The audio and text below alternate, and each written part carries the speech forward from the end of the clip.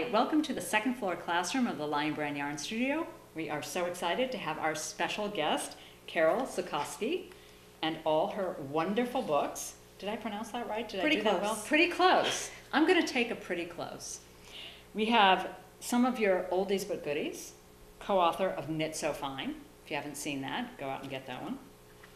Ooh, knitting socks with hand-painted yarn. Now, if you can't get enough of socks, but wonder what else to do with sock yarn other than socks, we have the newest gorgeous sock yarn studio. So I have to ask, are people frightened of making things with sock yarn? Like, I could never make that, it's teeny tiny, it'll take forever. It is a misconception that the only way that you can knit sock yarn is on teeny tiny needles that look like toothpicks. Yeah. And what we tried to do in the book is give you a variety of projects. Some of them use sock yarn knit at wider gauges for lace.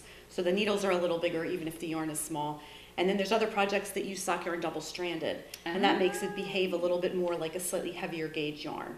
So there's a baby cap that's knit with 2 strands of yarn. There's a little capelet, I think they're both on the cover actually, that are knit with 2 strands. And not only do they give you some interesting color effects, but they also give you a little more speed. You finish the project faster. And if you're uncomfortable with knitting with fine yarns, you can kind of ease your way in by starting out double-stranded.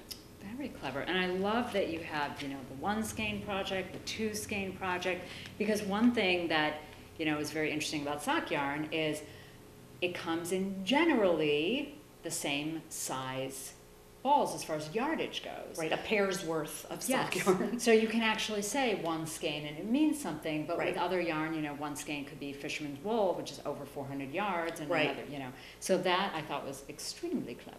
And it's also, because sock yarn tends to be mostly fingering weight, it also makes it easy to substitute yarns. So for example, one could make any project in the book by using sockies, which is a classic fingering weight sock yarn. And in fact, we actually made one of the projects in the book in sockies because it's such a delightful yarn to knit with. Yeah, that baby sweater is so cute. And you used both the solid and the variegated together, which I thought was adorable. Yeah, it uses the one that has some patterning on the sleeves, and then the solid, although you could easily reverse it and do the solid on the sleeves and the patterning on the front, whichever you prefer. So cute. And there's enough colors in sockies that you could switch to, say, the blue with the blue variegated for a boy and so on. That's very cute. And of course, the variegated helps you, does a little of the work for you. Yes. So it seems like, oh, that's so impressive, but all it is stockinette, and the yarn's doing the work for you. Right. It really is a magical thing, yarns that do all that by themselves. I loves me a good self-striping yarn. So now, what gave you the idea for Sock Yarn Studio, a whole book where nary a sock is found? Well, basically, I like sock yarn a lot, and I have a very large collection of it. And there's something almost addictive about it. You can go to a fiber fair and buy a skein's worth, and it's almost like a souvenir of your event. And there's so many colors and fiber blends and effects that you can get that it really does, once you start buying it, you kind of can't stop. And so there are times when I've actually looked at a skein of yarn and thought, this is too pretty to hide under a shoe. And is that where your yarn storage is? Is under the shoes, is it? It's everywhere. Strange yarn storage system, but I'm not judging. Okay. But anyway, I've really felt that having had so much sock yarn around the house, and having told people, well, I really have to have this because I'm working on a book, that it was time to really turn it into a book.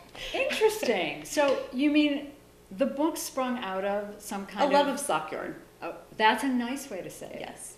Okay. So isn't there a little saying about sock yarn when it comes to adding it to your stash? I have heard it said that sock yarn doesn't count as stash. That I have heard that as well. Yes. But now, if perhaps you have an issue with an excess of perhaps sock yarn, there's now an outlet, something healthy, chock full of ideas. Chock full of ideas. A little bit of everything.